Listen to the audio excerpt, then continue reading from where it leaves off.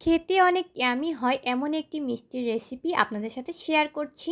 প্রথমে একটা ডিম ফেটে নিয়ে সাইডে রেখে দিলাম। অন্য একটি বাটিতে ১ কাপ পরিমাণ গুঁড়া দুধ, হাফ চা চামচ পরিমাণ বেকিং পাউডার আর ১ চা চামচ পরিমাণ ঘি দিয়ে সবকিছু মিশিয়ে নিয়ে ফ্যাটানো ডিমটা দিয়ে আবারও সবকিছু একত্রে মিক্সড করে সাইডে রেখে দিচ্ছি। এখন একটি কড়াইয়ের মধ্যে হাফ কাপ পরিমাণ গুঁড়া দুধ, মেজারমেন্ট কাপে ৩.৫ কাপ পরিমাণ পানি, একটা ফ্যাটানো এলাচ আর হাফ কাপ চিনি দিয়ে এটাকে আমি জাল করে এক বলক তুলে নিলাম।